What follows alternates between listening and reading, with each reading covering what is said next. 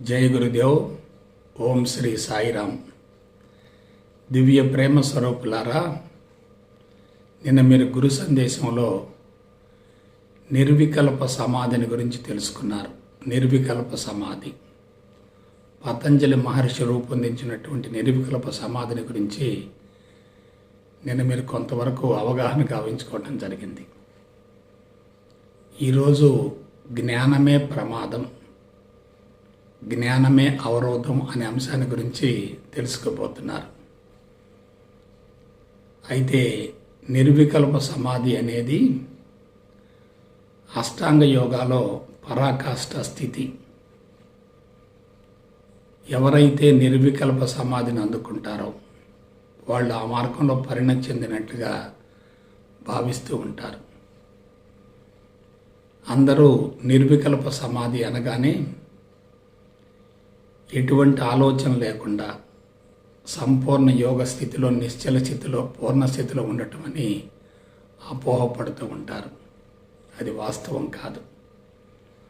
ఆలోచనలు లేకుండా ఉండటం అనేది నిర్వికల్ప సమాధి కాదు. ఆలోచనలు ఉండాలి, కానీ వాటిని వదిలివేస్తూ ఉండాలి. ఆలోచనలను కూడా భగవంతునిలో ఒక భాగంగా భావించగలిగితే వాటితో ఎటువంటి పోరాటం ఉండదు, వాటిని వ్యతిరేకించే ప్రసక్తే లేదు. అయితే నిర్వికల్ప సమాధిని నేరుగా ప్రత్యక్షంగా అందుకునే అవకాశం లేదు. ముందు యమ నియమ రెండింటిని ఆచరించాలి. ఆ తర్వాత ఆసన, ఆ తర్వాత ప్రాణాయామ, ఇక ఐదవది ప్రత్యాహార, ఆ తదుపరి ధారణ, ధ్యాన, సమాధి. ధారణ అంటే ఏకాగ్రత, ధ్యానం అంటే మననం చేసుకోవటం, సబీజ సమాధి, సవికల్ప సమాధి అంటే రూపం ఉంటుంది కానీ నిశ్చలంగా ఉంటుంది. నిర్వికల్ప సమాధి అంటే రూపరహిత స్థితి, ఆలోచన రహిత స్థితి, నిరహంకార స్థితి, ఆత్మస్థితి, పరబ్రహ్మ స్థితి. అది సంపూర్ణ నైష్కర్మ్య స్థితి. అది స్థితి మాత్రమే. ఆత్మ అనాత్మలను రెండింటినీ వదిలివేయగలిగితేనే స్థితికి చేరగలుగుతాం. అయితే మీరు నేను తెలుసుకోవలసినటువంటి నగ్న సత్యం ఏమిటంటే, పతంజలి రూపొందించినటువంటి అష్టాంగ యోగ ఆనాటి కాలమాన పరిస్థితులకు సంబంధించింది. ప్రస్తుతం అష్టాంగ యోగ మానవాళికి ఏమాత్రం ఉపయోగపడదు. ఎందువలన యమ నియమాలను రెండింటినీ ఆచరించగలిగితేనే నిర్వికల్ప సమాధిని అందుకునే అర్హత ఉంటుంది, అవకాశం ఉంటుంది. నవీన యాంత్రిక స్పీడ్ యుగంలో సైన్సు, సాంకేతిక పరిజ్ఞానం తారాస్థాయిలో ఉన్నటువంటి ప్రస్తుత తరుణంలో సత్యము, అహింస, అపరిగ్రహం, అస్థేయం, బ్రహ్మచర్యం, శౌచము, సంతృప్తి, తపస్సు, శరణాగతి, స్వాధ్యాయం వంటి అతి క్లిష్టమైనటువంటి అంశాలను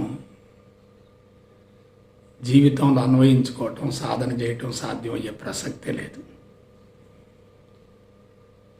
పతంజలి ఆనాటి కాలమాన పరిస్థితులను బట్టి ఆధ్యాత్మికతను గురించి లోతుగా అధ్యయనం చేసి అష్టాంగ మార్గాన్ని ప్రపంచానికి కానుకగా అందించడం జరిగింది. కానీ నవీన మేధస్సులపై నిర్వికల్ప సమాధి అనేది ప్రత్యక్షంగా పనిచేసే ప్రసక్తి లేదు. ప్రస్తుతం ఉన్నటువంటి పరిస్థితులలో యమ నియమాలను ఆచరించడం కూడా సాధ్యమయ్యే ప్రసక్తి లేదు.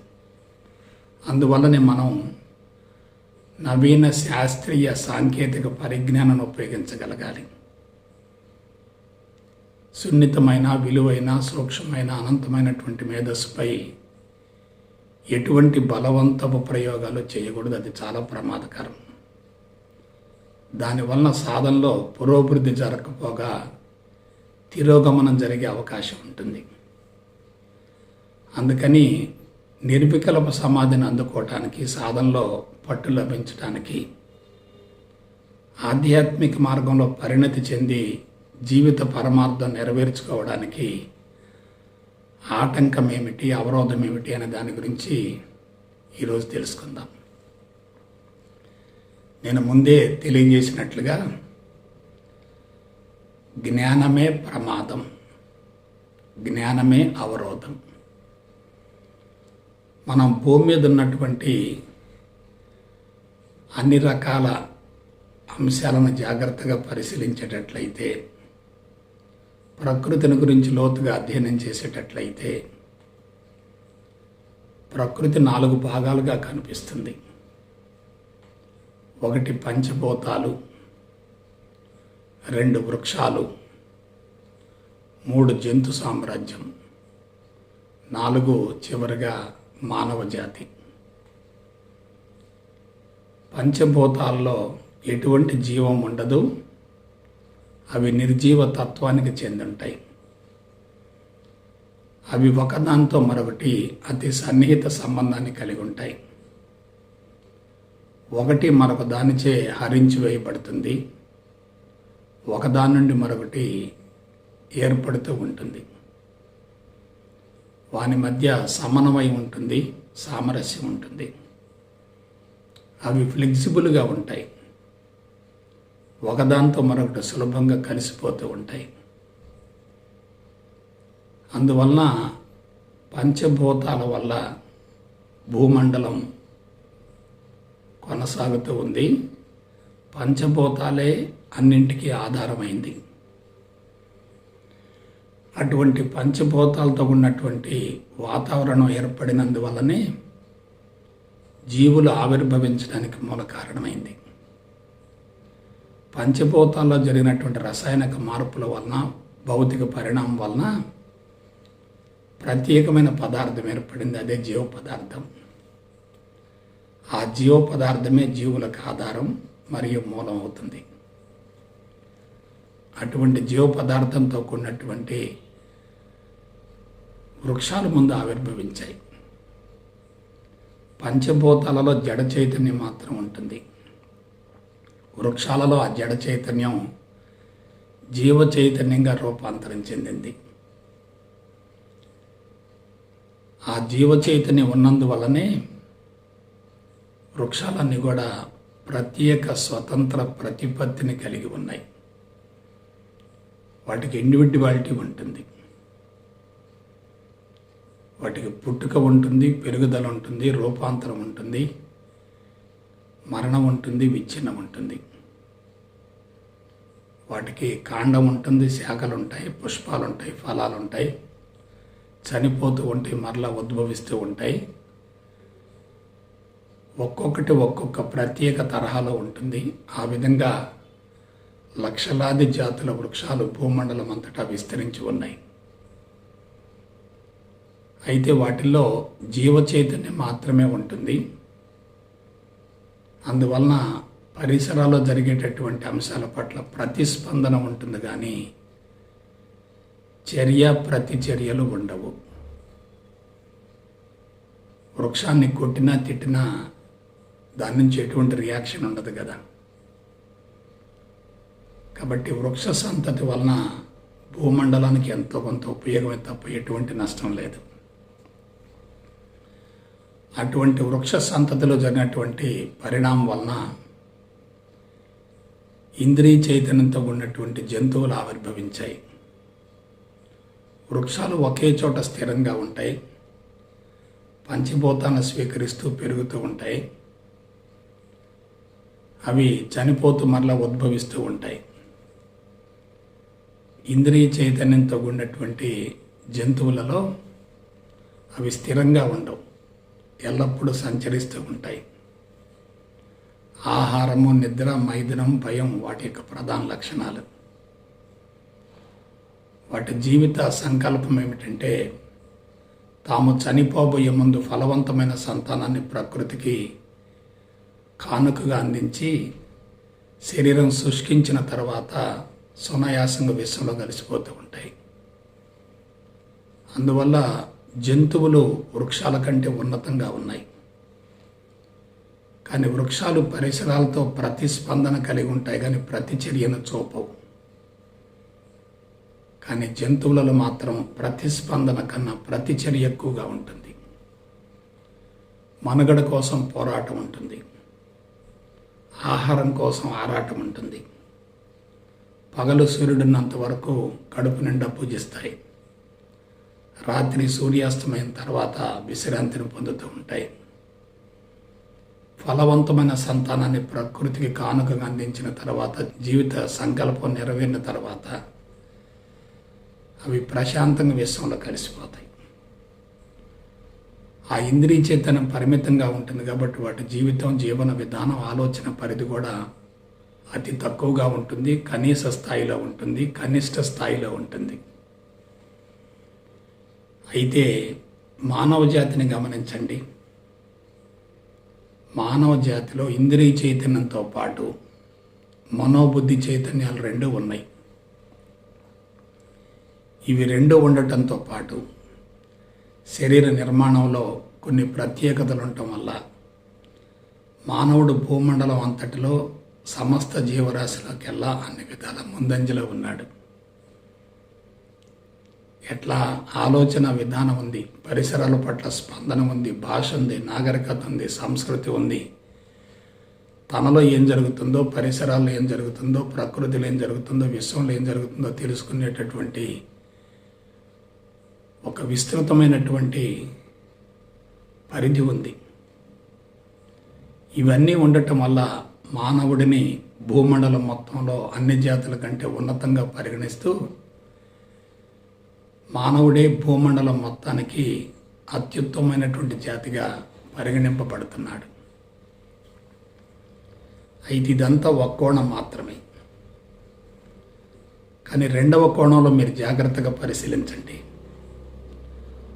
ఒక్క మానవుడి వల్లనే భూమండలం మొత్తం కూడా అతలాకుతలం అవుతుంది, దద్దరిల్లిపోతుంది. పంచభూతాలు కలుషితం అవుతున్నాయి, వృక్ష సంతతి మొత్తం కూడా ధ్వంసం అవుతుంది, ఇతర జంతువులన్నీ కూడా విలుప్తమవుతున్నాయి. మానవ జాతిలో కూడా వర్గ పోరాటం జరుగుతుంది. భూమండలం మొత్తంలో మనశ్శాంతి లేకుండా అసంతృప్తిగా జీవించే ఒకే ఒక జాతి మానవ జాతి. కాబట్టి పంచభూతాలకు, వృక్షాలకు, జంతువులకు లేనటువంటి అనేక రకాల సమస్యలు ఒక మానవ జాతికి వస్తున్నాయి. అందుకు మూల కారణం ఏంటి? వృక్షాలలో జీవ చైతన్యం మాత్రమే ఉంది, జంతువులలో ఇంద్రియ చైతన్యం ఉంది. కానీ మానవులలో మనోబుద్ధి చైతన్యాలు రెండూ ఉన్నాయి. ఇంద్రియ చైతన్యం ఉంది, మనో చైతన్యం ఉంది, బుద్ధి చైతన్యం కూడా ఉంది. ఇవన్నీ ఉన్నప్పుడు మానవుడు అన్ని విధాల మహోన్నతంగా వెలగాలి కదా.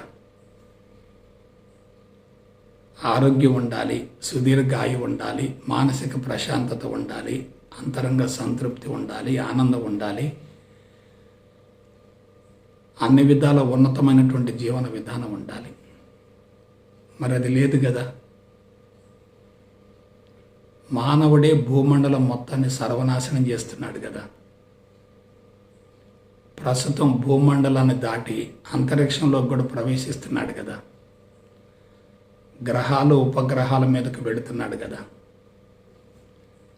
సైన్సు, సాంకేతిక పరిజ్ఞానంతో భగవంతుడి యొక్క సృష్టికి ప్రతి సృష్టిని కూడా చేస్తున్నాడు కదా. మరి ఇదంతా జరుగుతుంటే మానవుడికి ఆనందం రావాలి కదా, సంతృప్తి ఉండాలి కదా, ప్రశాంతత ఉండాలి కదా, సుదీర్ఘాయు ఉండాలి కదా, శరీరం ఆరోగ్యంగా ఉండాలి కదా.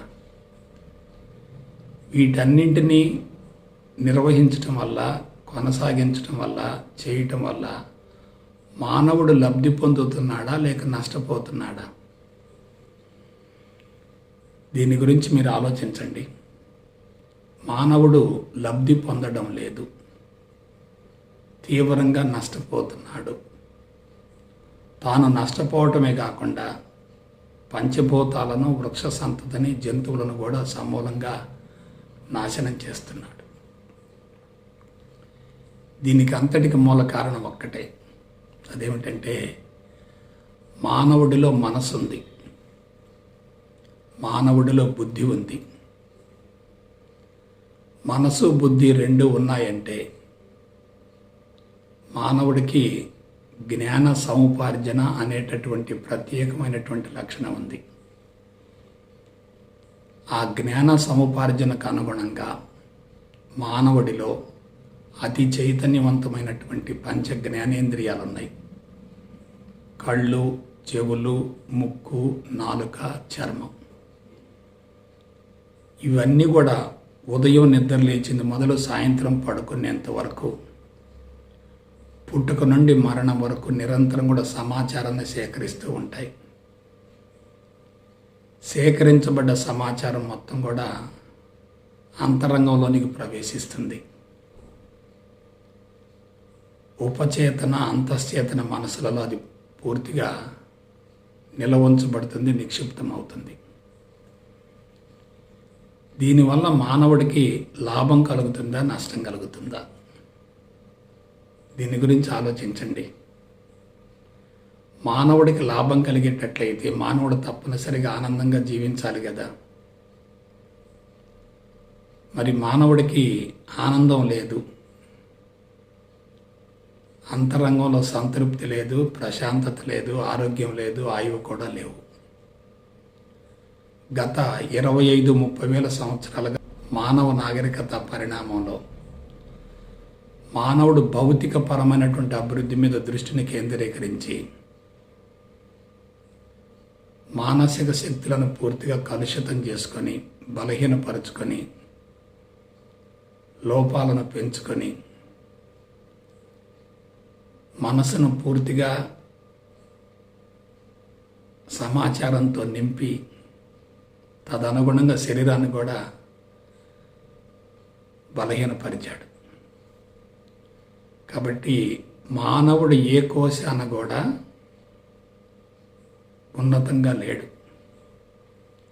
మరొక మాటలో చెప్పాలంటే తాను చెడ్డకోతి వనమంతటిని చెరిచినట్లుగా తాను బలహీనపడుతూ ఇతర జంతు సామ్రాజ్యాన్ని, వృక్ష సంతతిని, పంచభూతాలను సైతం పతనం చేస్తున్నాడు, కలుషితం చేస్తున్నాడు, నాశనం చేస్తున్నాడు. ఇప్పుడు కరెక్ట్గా సమాధానం చెప్పండి, ఆలోచించండి. మానవుడు మిగతా జాతుల కంటే ఉన్నతంగా ఉండేటట్లయితే పంచభూతాల్ని, వృక్ష సంతతిని, ఇతర జంతువుల్ని రక్షిస్తూ ఉండాలి, కాపాడుతూ ఉండాలి. కానీ అది జరగటం లేదు.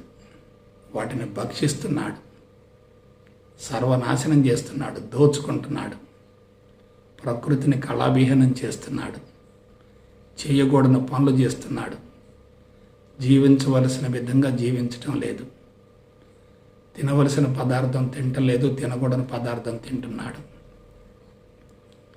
ఇటువంటి దుర్లక్షణాలు ఉన్నప్పుడు కామం, క్రోధం, లోభం, మోహం, మదం, మాత్సర్యం వంటి అనేక పాశవిక లక్షణాలు ఉన్నప్పుడు మానవుడు మిగతా జాతుల కంటే ఏ విధంగా ఉన్నతంగా ఉన్నాడో ఆలోచించండి. సో మానవుడు బలహీనపడటానికి మూల కారణం ఒక్కటే, ఇంద్రియ చైతన్యం, మనో చైతన్యం, బుద్ధి చైతన్యం మూడు కూడా తారాస్థాయిలో ఉండటం. జంతువులలో లేనటువంటి మనో చైతన్యం, బుద్ధి చైతన్యం ఒక్క మానవ జాతిలో ఉన్నందువల్ల మానవుడు ఉన్నతంగా జీవిస్తున్నాడని చెప్పి అందరూ భావిస్తున్నారు, కానీ అది 100% అవాస్తవం. ఎందువల్ల మానవుడు ఉన్నతంగా జీవించేటట్లయితే అతనిలో ఆనందం ఉండాలి. ఆనందం లేదంటే అతడు ఉన్నతంగా జీవించటం లేదు. అతడు ఉన్నతంగా జీవించలేకపోవటానికి మూల కారణం ఏంటి? అంతరంగం మొత్తం కూడా, ఉపచేతన అంతశ్చేతన మనసంతా కూడా ప్రాపంచిక సమాచారంతో నింపబడటమే. ఈ ప్రాపంచిక సమాచారంతో అంతరంగం సమూలంగా నింపబడినందువల్ల కలిగేటటువంటి ప్రమాదం ఏమిటి? ఎప్పుడైతే ప్రాపంచిక సమాచారం లోపలకు ప్రవేశించి అంతరంగంలో నిక్షిప్తమవుతుందో అది సున్నితమైన మృదువైనటువంటి నాడీ కణజాలాన్ని సమూలంగా ధ్వంసం చేస్తుంది. నాడీ కణజాలం ధ్వంసమైనప్పుడు మెదడులో ఉన్నటువంటి సున్నితమైనటువంటి మృదువైనటువంటి సూక్ష్మమైనటువంటి అత్యంత విలువైనటువంటి శరీర అవయవాలను నియంత్రించేటటువంటి కేంద్రాలు దెబ్బతింటాయి. మెదడు యొక్క ఉపరితలం దెబ్బతిన్నదనుకోండి, పంచ జ్ఞానేంద్రియాలు పంచ కర్మేంద్రియాలకు సంబంధించినటువంటి కేంద్రాలు దెబ్బతింటాయి. లోపల నాడీ కణజాలం దెబ్బతిన్నదనుకోండి, అత్యంత విలువైనటువంటి సున్నితమైనటువంటి సూక్ష్మమైనటువంటి అనియంత్రిత అవయవాలైనటువంటి గుండె, ఊపిరితిత్తులు, కాలేయం, మూత్రపిండాలు, క్లోమం, ప్లీహం వగైరా వగైరా ఇవన్నీ దెబ్బతింటాయి. కాబట్టి జ్ఞానం అనేది మానవుడికి ఏ విధంగానూ ఉపయోగపడటం లేదు. పైగా జ్ఞానం అనేది మానవుడికి ప్రమాదం. ఎప్పుడైతే అంతరంగంలో జ్ఞానం ఉంటుందో అతనిలో అసంతృప్తి ఉంటుంది. ఎప్పుడైతే అంతరంగంలో జ్ఞానం ఉంటుందో ఆ వ్యక్తిలో అసంతృప్తి ఉంటుంది. అంతరంగంలో సంస్కారాలు ఉంటాయి. ఆ సంస్కారాలను కరిగించుకోవటం కోసం తప్పనిసరిగా బాహ్య ప్రపంచంలోకి ప్రవేశించి కర్మలు చేస్తూ ఉంటాడు. కర్మలు చేయటం ద్వారా అదనంగా సంస్కారాలు పెరుగుతాయి తప్ప తగ్గే అవకాశమే లేదు. గత 25,000 30,000 సంవత్సరాల నాగరికత పరిణామంలో మానవుడు దశల వారీగా బలహీనపడటానికి మూల కారణం జ్ఞానమే. జ్ఞానం అనేది అంతరంగంలో నిక్షిప్తం కావటం వల్ల అది జీవభావాన్ని పెంచుతూ ఉంటుంది. మానవ జీవిత పరమార్థం ఏమిటి? జీవభావాన్ని కరిగించుకోవాలి, పెంచుకోకూడదు. జీవభావాన్ని కరిగించుకున్నప్పుడే జీవుడు దేవుడిగా మారతాడు, విశ్వంలో ఐక్యం చెందుతాడు. జీవభావం బలోపేతం అవుతుందంటే జీవుడు కలుషితమై అసంతృప్తిని పెంచుకొని ఆ అసంతృప్తిని కరిగించుకోవటం కోసం, తొలగించుకోవటం కోసం బాహ్య ప్రపంచంలో పరుగులు పెడుతూ ఉంటాడు. అంతరంగ సంస్కారాలను కరిగించుకోవాలి అనేటటువంటి భావనతోటి బాహ్య ప్రపంచంలోకి ప్రవేశించి ప్రపంచాన్ని సరిచేయాలి అనేటటువంటి భావంతో కర్మలను కొనసాగిస్తూ ప్రపంచం సరికానందువల్ల సమాచారాన్ని ఇంకా నింపుకొని కలుషితాన్ని ఇంకా పెంచుకుంటూ అసంతృప్తిని ఇంకా తారాస్థాయికి చేర్చుకుంటూ ఉన్నాడు. కాబట్టి ఒకే ఒక కీలకమైనటువంటి విషయం చెప్తాను. జీవుడు సంస్కారాలతో కూడి ఉన్నప్పుడు సమాచారం మొత్తం కూడా ఉపచేతన అంతచేతన మనసులలో నిలవ ఉన్నప్పుడు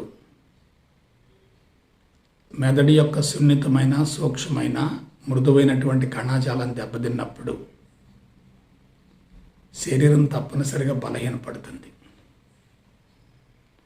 ఆరోగ్యం దెబ్బతిన్నదంటే శరీర అవయవాలు సమర్థవంతంగా పనిచేయకపోతే, అంతరంగ అవయవాల్లో జీవన చర్యలు సక్రమంగా జరగకపోతే జీవితకాలం కుదించబడుతుంది. అవయవాల రుగ్మతలకు లోనవుతాయి. సో ఆరోగ్యం దెబ్బతిన్నది, జీవితకాలం కుదించబడింది.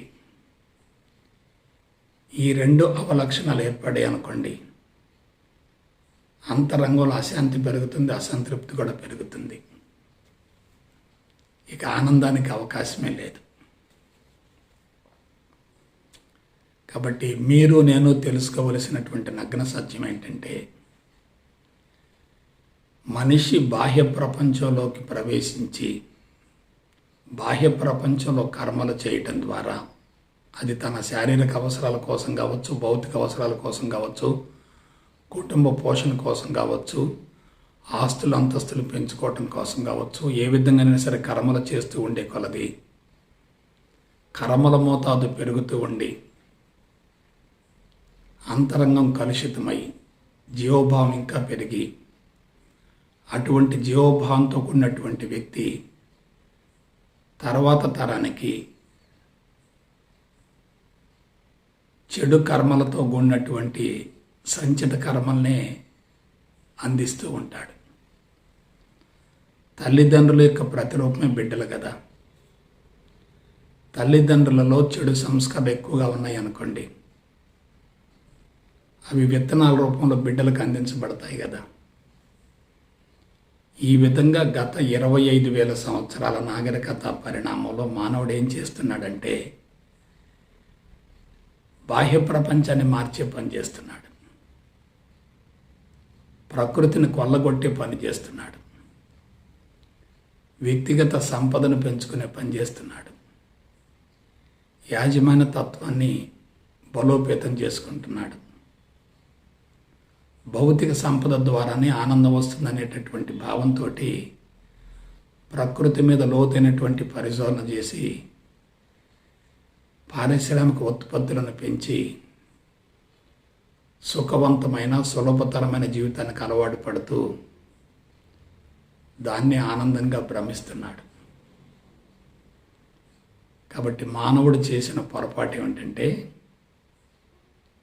ప్రపంచాన్ని మార్చాలనుకుంటున్నాడు, ప్రకృతిని తనకి అనుగుణంగా మలుచుకోవాలనుకుంటున్నాడు. ఇదంతా ఏమిటి? పురోగమన పరిణామం కానే కాదు, ఇదంతా తిరోగమన పరిణామం. ఈ తిరోగమన పరిణామానికి ఎప్పుడు బీజం పడింది? స్వేచ్ఛాయుత జీవనం నుండి, ఒంటరి జీవనం నుండి సామూహిక సంఘ జీవనానికి మారినందువల్ల ఈ తిరోగమన పరిణామం మొదలైంది. ఎప్పుడైతే సామూహిక సంఘ జీవనానికి మారాడో తన కుటుంబ పోషణ కోసం కుటుంబ సభ్యుల్ని వాళ్ళని ఉన్నతమైనటువంటి జీవితాన్ని అందించాలనేటువంటి, కుటుంబ సభ్యులకి ఉన్నతమైన జీవితాన్ని అందించాలనేటటువంటి భావంతో భౌతిక సంపదను అనూహ్యంగా సమకూర్చుకుంటేనే ఉన్నతమైన జీవితం వస్తుందనేటటువంటి అపోతోటి, మాయతోటి, భ్రమతోటి, భ్రాంతితోటి చట్టాన్ని న్యాయాన్ని రూపొందించుకొని వనరులను అవసరానికి మించి సేకరించుకొని కృత్రిమంగా వనరుల కొరతను సృష్టిస్తూ వస్తున్నాడు. దీనికి అంతటికి మూల కారణం ఏంటంటే సమాచారమే, జ్ఞానమే, మరింకేమీ కాదు. కాబట్టి మానవుడి యొక్క అంతరంగంలో జ్ఞానం పెరుగుతూ ఉందంటే ఆ జ్ఞానం వల్ల మనోభారం పెరిగి సంస్కారాలను కరిగించుకోవటం కోసం చేసేటటువంటి ప్రయత్నంలో ప్రపంచాన్ని మార్చాలి అనేటటువంటి తపనతోటి, సమాజం మీద పట్టు సాధించాలనేటటువంటి తపనతోటి, ఆరాటంతో తాను చేసేటటువంటి కార్యక్రమాల ద్వారా తెలివి మేధా సంపత్తి ఇంకా పెరుగుతూ వచ్చింది. తెలివి మేధా సంపత్తి పెరుగుతూ ఉందంటే అమాయకత్వం తగ్గుతూ ఉంటుంది. తెలివి మేధా సంపత్తి పెరగటం ద్వారా తన గురించి తాను ఆలోచించడం తగ్గిపోయింది. సమాజాన్ని గురించి, ప్రపంచాన్ని గురించి, ప్రకృతిని గురించి, అందులో వ్యక్తులను గురించి, సంపదను గురించి, పంచభూతాల గురించి, వాటిని అనుకూలంగా మార్చుకునేటటువంటి విధానాన్ని గురించి జ్ఞానాన్ని పెంచుకుంటూ పెంచుకుంటూ పెంచుకుంటూ పెంచుకుంటూ బుర్ర మొత్తం కూడా జ్ఞానంతో నింపుకున్నాడు.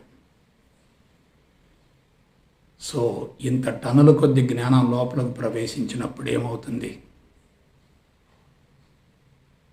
జీవుడు బలోపేతమవుతాడు, సూక్ష్మ శరీరం బలహీనపడుతుంది,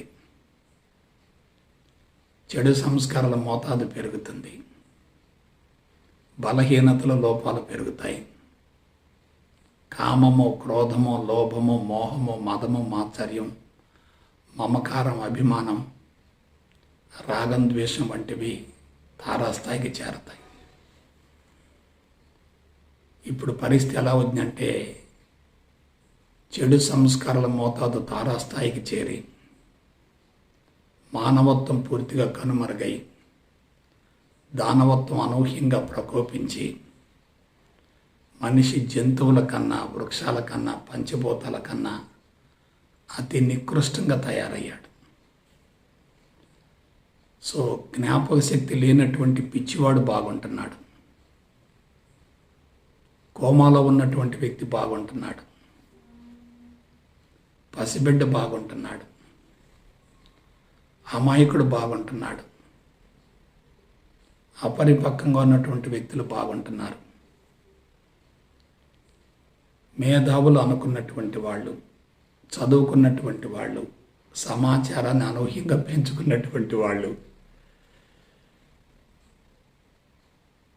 పండితులు, మేధావులు, శాస్త్రజ్ఞులు, విద్యావేత్తలు, ఆర్థిక శాస్త్ర నిపుణులు, రాజకీయ నాయకులు, మీడియా వాళ్ళు అందరూ కూడా సఫర్ అవుతున్నారు. మీకు ఒక మాట చెప్తాను, జ్ఞానం ఎంత మోతాదులో పెరిగితే సఫరింగ్ కూడా అంతే మోతాదులో ఉంటుంది. కాబట్టి జ్ఞానం పెరగటం చాలా ప్రమాదకరం. ఇంకొక విషయం చెప్తున్నాను, ఈ జ్ఞానం కూడా ఎటువంటి జ్ఞానం లోపలికి ప్రవేశిస్తుంది? ప్రకృతిని, సమాజాన్ని కలుషితం చేసేటటువంటి, వృక్ష సంపదను సమూలంగా నాశనం చేసేటటువంటి, పంచభూతాలను పూర్తిగా పతనం చేసేటటువంటి సైన్సు, సాంకేతిక పరిజ్ఞానం ప్రవేశిస్తుంది, మిథ్యా జ్ఞానం ప్రవేశిస్తుంది. కాబట్టి ప్రవేశించేటటువంటి జ్ఞానం అంతా కూడా నెగిటివ్గా ఉంటుంది. కాబట్టి అటువంటి నెగిటివ్ సమాచారం అంతరంగంలోకి ప్రవేశించడం ద్వారా మనిషి యొక్క అంతరంగం పూర్తిగా కలుషితం అవుతుంది. అటువంటి జ్ఞానం అసౌకర్యంగా ఉంటుంది, ఇబ్బందికరంగా ఉంటుంది. నెగిటివ్ని ఎక్కువ కాలం ఎవరు కూడా భరించలేరు. ఆ నెగిటివ్ని తొలగించుకోవటం కోసం, వదిలించుకోవటం కోసం మనిషి కర్మలు చేస్తూ ఉంటాడు. కర్మలు చేయటం ద్వారా కొన్ని కర్మలు కరిగిపోవచ్చును, కానీ మళ్ళీ అదనంగా కర్మలు చేరుతూ ఉంటాయి. కళాత్మకంగా కర్మలు చేయటంలా, నిష్కామంగా కర్మలు చేయటం వల్ల జీవిత పరమార్థం తెలుసుకొని కర్మలు చేయటం లేదు. మరి ఎలా కర్మలు చేస్తున్నాడు? అంతరంగంలో ఉన్నటువంటి అసంతృప్తిని కరిగించుకోవటం కోసం, తొలగించుకోవటం కోసం కర్మలకి ఉపక్రమిస్తున్నాడు, పరుగులు తీస్తున్నాడు. ఇక మరొక విషయం, అంతరంగంలో ఎవరికైతే చెడు సంస్కారాలు బలీయంగా ఉంటాయో వాళ్ళు బాహ్య ప్రపంచంలో కూడా చెడునే చూస్తూ ఉంటారు. బాహ్య ప్రపంచంలో చెడు కనపడుతుంది కాబట్టి ఆ చెడును తొలగించటం కోసం, కరిగించటం కోసం, మార్చటం కోసం విశ్వ ప్రయత్నాలు చేస్తూ ఉంటాడు. కాబట్టి చెడును చూస్తూ దాన్ని భరించలేక ప్రపంచాన్ని సరిచేయాలి అనేటటువంటి తపనతోటి, ఆరాటంతో, మనుషుల్ని మార్చాలి అనేటటువంటి బలీయమైనటువంటి కోరికతోటి ప్రపంచంలోకి ప్రవేశించి మనుషుల్ని మార్చేటటువంటి ప్రయత్నంలో వాళ్ళు మారినందువల్ల తీవ్రమైనటువంటి నిరాశకి, నిస్పృహకు లోనవుతున్నాడు. మీకు ఒకే ఒక విషయం చెప్తున్నాను, మనిషి ఉదయం నిద్రలేచినప్పటి నుంచి సాయంత్రం పడుకునేంత వరకు ఎవరి గురించి ఆలోచిస్తున్నాడు? తనను గురించి ఆలోచించటం లేదు. చుట్టూ ఉన్నటువంటి వ్యక్తులను గురించి, సంఘటనల గురించి, సన్నివేశాల గురించి, కార్యక్రమాల గురించి విపరీతంగా ఆలోచిస్తూ ఉన్నాడు. ఆ విధంగా బాహ్య ప్రపంచపు సమాచారాన్ని టన్నుల కొద్ది లోపలికి సేకరిస్తూ ఉన్నాడు. ఈ సమాచారం మొత్తం లోపలికి ప్రవేశించినందువల్ల అంతరంగం పూర్తిగా కలుషితం అవుతుంది. శరీరం బలహీనపడుతుంది, జీవితకాలం కుదించబడుతుంది, అశాంతి పెరుగుతుంది, అసంతృప్తి పెరుగుతుంది. జీవితాన్ని బలవంతంగా మధ్యలోనే ముగించవలసినటువంటి పరిస్థితి ఏర్పడుతుంది. జీవుడు బలంగా ఉన్నందువల్ల, సంస్కారాలు కరిగిపోనందువల్ల మిగిలి ఉన్నటువంటి సంస్కారాలను కరిగించుకోవటం కోసం మరొక దేహం కోసం బాహ్య ప్రపంచంలో పరుగులు తీస్తూ ఉన్నాడు. జన్మలు పొడిగించబడుతూ ఉన్నాయి, కర్మలు కూడా పొడిగించబడుతూ ఉన్నాయి. సో తరం మారే కొద్దీ శరీరాలు బలహీనపడటానికి మూల కారణం మనిషి తనను గురించి తాను ఆలోచించుకోవటం లేదు, బాహ్య ప్రపంచాన్ని గురించి ఆలోచిస్తూ ఉన్నాడు. ధర్మాన్ని సత్యాన్ని పూర్తిగా అణచివేశాడు, చట్టాన్ని న్యాయాన్ని చేతిలోకి తీసుకున్నాడు. వ్యక్తిగత ఆస్తులను పెంపొందించుకునే దిశగా జీవిత ప్రణాళికలు రూపొందించుకొని ఖరీదైన జీవితం కోసం ఆరాటపడుతున్నాడు. సుఖవంతమైన సులభతరమైన జీవితం కోసం పరితపిస్తున్నాడు. విలాస వినోద శృంగారాల కోసం ఆరాటపడుతున్నాడు. తనకు అనుకూలంగా వ్యవస్థలను రూపొందించుకున్నాడు. ఆ విధంగా విజయం సాధించాలనేటటువంటి తపనతోటి, ఆనందం పొందాలనేటటువంటి తపనతోటి, ఆరాటంతో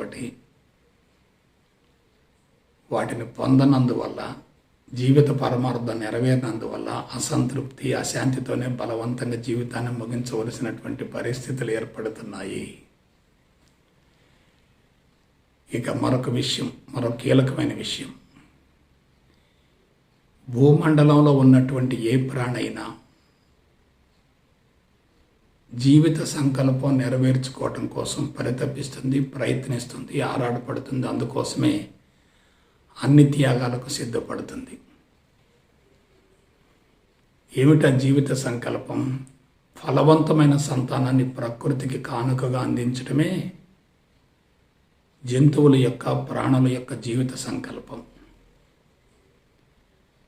ఇంద్రియ చైతన్యంతో ఉన్నటువంటి జంతువులన్నీ కూడా పుష్కలంగా ఆహారం తీసుకుంటూ, విశ్రాంతిని పొందుతూ, శరీరం యొక్క ఆరోగ్యాన్ని కాపాడుకుంటూ, రీజనల్గా సెక్స్లో పాల్గొంటూ, ఫలవంతమైన సంతానాన్ని ప్రకృతికి కానుకగా అందించిన తర్వాత శరీరం సహజ సిద్ధంగానే శుష్కించిపోయినందువల్ల అవి విశ్వంలో సునాయాసంగా కలిసిపోతాయి. దాన్నే ముక్తి లేక మోక్షం అంటారు, సంపూర్ణ స్వేచ్ఛ అంటారు. వాటికి ఎటువంటి ఇబ్బంది లేదు. కానీ మీరు మానవ జాతిని గమనించండి,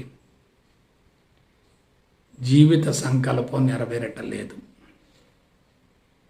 ఫలవంతమైన సంతానాన్ని సమాజానికి కానుకగా అందించే అవకాశమే లేదు. ఎందువల్ల? శరీరాలు బలహీనపడుతూ ఉన్నాయి. శరీరం బలహీనంగా ఉన్నప్పుడు, రోగగ్రస్తమైనప్పుడు, అంతరంగంలో అశాంతి, అసంతృప్తి తారాస్థాయిలో ఉన్నప్పుడు, శారీరక మానసిక స్థితులు సరిగా లేనప్పుడు విడుదల చేసే బీజాలు ఎలా ఉంటాయి? అవి కూడా బలహీనంగానే ఉంటాయి కదా. బలహీనమైనటువంటి బీజాలను విడుదల చేసినందువల్ల సంతానం కూడా బలహీనంగా ఉంటుంది కదా. సంతానం బలహీనంగా ఉన్నప్పుడు ఆ సంతానాన్ని పోషించటం కోసం అవసరానికి మించి వనరులను సేకరించవలసినటువంటి అవసరం వస్తుంది కదా. ఆ విధంగా భౌతిక సంపదను సమకూర్చుకుంటూ భౌతిక పరమైనటువంటి అభివృద్ధి మీద దృష్టిని కేంద్రీకరిస్తూ అదే జీవిత పరమావధిగా భావిస్తూ దాని ద్వారానే ఆనందం వస్తుందనేటటువంటి అపోహతోటి మనిషి దశల వారీగా బలహీనపడుతూ వచ్చాడు. అయితే ఇటువంటి బలహీనతల నుండి బయటపడటం కోసం, అరిషడ్ వర్గాలను కరిగించుకోవటం కోసం ఆధ్యాత్మిక మార్గం వెలుగులోకి వచ్చినప్పటికీ నాగరికత పరిణామంలో ఆధ్యాత్మికత కూడా దశల వారీగా బలహీనపడుతూ వచ్చింది. అశాస్త్రీయ విధానాలను అనుసరించడం వల్ల, అంతరంగాన్ని శుద్ధి చేసుకునేటటువంటి కార్యక్రమాలకి ప్రాధాన్యతనివ్వనందువల్ల, కేవలం భౌతిక ఆరోగ్యం మీదనే దృష్టిని కేంద్రీకరించడం వల్ల, రుగ్మతలకు మూల కారణమైనటువంటి మనసును సరిచేసేటటువంటి విధానాలను అనుసరించినందువల్ల ఆధ్యాత్మిక మార్గంలో కూడా సత్ఫలితం లభించడం లేదు. కాబట్టి భౌతికవాదం మత్తు పెరుగుతూ వచ్చింది. ఆధ్యాత్మిక విధానం ప్రపంచానికి ఉపయోగపడకుండా, అది కూడా సత్ఫలితాన్ని ఇవ్వకుండా, మానవాళికి మేలు చేయకుండా ఉంది. వీటన్నిటి పర్యవసానంగా మనిషి బలహీనపడుతూ ప్రపంచాన్ని ఎవరూ సరిచేయలేని స్థితికి దిగజార్చాడు. కాబట్టి భౌతికవాదం, ఆధ్యాత్మికతల రెండు కూడా జ్ఞానంతోనే ముడిపడి ఉన్నాయి. భౌతికవాదంలో జ్ఞానం పెరుగుతుంది. అదేమిటి? సైన్సు, సాంకేతిక పరిజ్ఞానం. ఆధ్యాత్మిక మార్గంలో కూడా జ్ఞానం పెరుగుతుంది. అదేమిటి? బ్రహ్మజ్ఞానం, ఆత్మజ్ఞానం, అద్వైత జ్ఞానం. ఇక్కడ జ్ఞానం ఉంది, అక్కడ జ్ఞానం ఉంది. భౌతిక జ్ఞానం తారాస్థాయిలో ఉందనుకోండి, ఆధ్యాత్మికతను అందుకోవటం కష్టం. ఆత్మజ్ఞానం కూడా అనూహ్యంగా అంతరంగంలోకి ప్రవేశించింది అనుకోండి, దాన్ని కరిగించుకోవటం కూడా చాలా కష్టం. కాబట్టి భౌతిక జ్ఞానం, ఆధ్యాత్మిక జ్ఞానం రెండు కూడా ప్రమాదకరమే. అందుకే మీరు గమనించండి, పాండిత్యం ఎక్కువగా ఉన్నటువంటి ఏ వ్యక్తి కూడా ఆధ్యాత్మిక రంగంలో పరిణతి చెందటం లేదు. అంతరంగంలో సంస్కారాల మోతాదు తక్కువగా ఉన్నటువంటి అమాయకులే ఆధ్యాత్మిక మార్గంలో పరిణతి చెందుతున్నారు. అంటే భగవంతుణ్ణి పరిమితం చేసేటటువంటి బ్రహ్మజ్ఞానం కూడా, సమాచారం కూడా ఆధ్యాత్మిక పురోభివృద్ధికి అవరోధంగా మారింది. అసలు ఈ సమాచారం మొత్తం ఎక్కడి నుంచి వచ్చింది, ఎలా వచ్చింది? తెలివి, మేధా సంపత్తి వల్ల వచ్చింది. మనిషి భాషను సృష్టించుకున్నాడు, అనేక రకాల పేర్లు పెట్టాడు. ప్రకృతి మీద, పంచభూతాల మీద, వృక్ష సంపద మీద, జంతు సామ్రాజ్యం మీద విస్తృతమైనటువంటి ప్రయోగాలు చేసి అన్నిటికీ పేర్లు పెట్టి తనలో కొద్ది సమాచారం పెంచుకుంటూ వచ్చాడు. అదంతా కూడా మిథ్యా జ్ఞానమే. మిథ్యా జ్ఞానం మారేటటువంటి జ్ఞానం. ఇక ఆత్మజ్ఞానం విషయానికి వస్తే, అసలు భగవంతుడు నిరాకార, నిరంజన, నిర్గుణుడు కాబట్టి అసలు జ్ఞానమే లేదు కదా. జ్ఞానం లేనటువంటి భగవంతుడికి తనలో కొద్ది జ్ఞానాన్ని అందిస్తూ వచ్చారు. పురాణాలు, ఇతిహాసాలు, భవిష్య పురాణం, ఉపనిషత్తులు. ఈ విధంగా సమాచారం పెరుగుతూ వచ్చింది తప్ప తగ్గటం లేదు. ప్రస్తుతం మీరు ఏ రంగాన్ని తీసుకోండి, అది పారిశ్రామిక రంగం కావచ్చు, సాంకేతిక పరిజ్ఞానం కావచ్చు, మిథ్యా జ్ఞానం కావచ్చు, ఆత్మజ్ఞానం కావచ్చు, ఆధ్యాత్మిక జ్ఞానం కావచ్చు, ఏదైనా కానివ్వండి, టన్నుల కొద్ది సమాచారం వెలుగులోకి వచ్చింది. ఎంత సమాచారం పెరిగితే అది మార్పుకు అంత అవరోధం అవుతుంది. అందుకే చదువుకున్నటువంటి మేధావులు ఆధ్యాత్మిక మార్గంలోకి ప్రవేశిస్తున్నారు, కానీ పరిణతి చెందే వాళ్ళు అసలు లేనే లేరు. సంస్థల అధినేతలు కూడా మేధావులుగా ఉండి సంస్థలను స్థాపించి ప్రచారం చేస్తున్నారు, కానీ అక్కడ కూడా సత్ఫలితం కనిపించడం లేదు. ఈ విధంగా జ్ఞానం అనేది వరం కానే కాదు. జ్ఞాపక శక్తి అనేది మానవుడికి అతి ప్రమాదకరమైనటువంటి అవలక్షణం. జీవితంలో జరుగుతున్నటువంటి సంఘటనలు మొత్తం కూడా అంతరంగంలో లోతుగా నిక్షిప్తమై ఉండి పదే పదే గుర్తుకొస్తూ ఉండి సమాచారం మేధస్సు నుంచి బయటకు విడుదలవుతూ మనోకాలుష్యం తారాస్థాయికి చేరుతుంది. టోటల్ పొల్యూషన్ పెరిగిపోయింది, మనోకాలుష్యం తారాస్థాయికి చేరింది. అందువల్ల అశాంతి అసంతృప్తి అడుగడుగున పెరుగుతుంది తప్ప తగ్గటం లేదు. జనాభా విపరీతంగా పెరుగుతుంది. మనుషులు ఒకళ్ళతో మరొకళ్ళు పోల్చుకుంటూ కోరికలు పెంచుకుంటున్నారు. ఆ కోరికలు నెరవేర్చుకోవటం కోసం తీర్చుకోవటం కోసం ప్రపంచంలో పరుగులు పెడుతున్నారు. కోరిక తీరినప్పుడు తాత్కాలికంగా తృప్తి కలుగుతుంది, మరలా తిరిగి అసంతృప్తి మొదలవుతుంది. ఈ విధంగా మనిషి విషవలయంలో ఇరుక్కొని పోయాడు. అన్నిటికీ ఒకే ఒక మూల కారణం ఏంటంటే జ్ఞాపకశక్తి ఉండటమే. మనిషికి మనసు అనేది అవసరమే, మనసు అనేది ఆధారమే, కానీ ఆ మనసే ప్రమాదకరమైంది. జ్ఞానం అనేది అవసరమే, ఆ జ్ఞానమే ప్రమాదకరంగా మారింది. ఆధ్యాత్మిక మార్గంలో ఉండి కూడా జ్ఞానం కోసం పరితపిస్తున్నారంటే వాళ్ళు మార్పును గురించి ఆలోచించడం లేదు. జ్ఞానం ఎంత ఎక్కువగా పెరిగితే అది మార్పుకు అంత అవరోధం అవుతూ ఉంటుంది. కాబట్టి ఇటువంటి కీలకమైనటువంటి అంశాల గురించి మనం తెలుసుకోగలిగితేనే పరిష్కార మార్గాన్ని గురించి మనం ఆలోచించగలుగుతాం. కాబట్టి జ్ఞానం అనేది పరిమితంగా ఉన్నప్పుడు అది ఔషధంగా ఉపయోగపడుతుంది. మోతాదు మించితే అది అజీర్తిగా మారుతుంది. ఇప్పుడు మేధావులలో జ్ఞానం మోతాదుని మించిపోయింది. అందుకే వాళ్ళంతా కూడా మతి భ్రమించిన వాళ్ళ మాదిరిగా తయారవుతున్నారు. జీవితాలను నిర్వీర్యం చేసుకుంటున్నారు. ఇంకా ప్రపంచాన్ని సరిచేయాలనుకుంటున్నారు.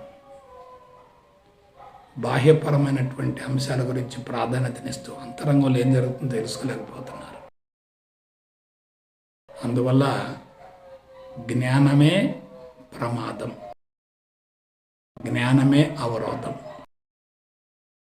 అటువంటి జ్ఞానాన్ని కరిగించుకునేటటువంటి విధానాన్ని గురించి మనం ఆలోచించగలిగితే మనకు తప్పనిసరిగా పరిష్కారం లభిస్తుంది. కాబట్టి నేను ఆ దిశగా ప్రయత్నం చేశాను. ఎంతో కొంతమేరకు విజయవంతమయ్యాను. పశువులకి పక్షులకి జ్ఞాపక శక్తి లేదు కాబట్టే అవి ఆరోగ్యంగా ఉంటున్నాయి. మానవులకు అపారమైనటువంటి జ్ఞాపక శక్తి ఉండటం అనేది వరమని చాలామంది భావిస్తున్నారు. అది వరం కానే కాదు, శాపం. కాబట్టి జ్ఞానాన్ని కరిగించుకొని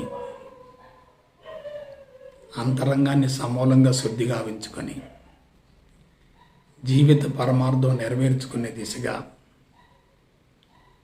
జీవిత ప్రణాళికలను రూపొందించుకొని ముందుకెళ్ళటం కోసం మీరంతా కృషి చేస్తారని,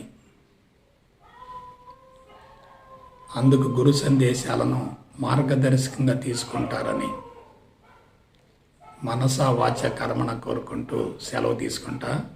జై గురుదేవ్, జై గురుదేవ్, జై గురుదేవ్.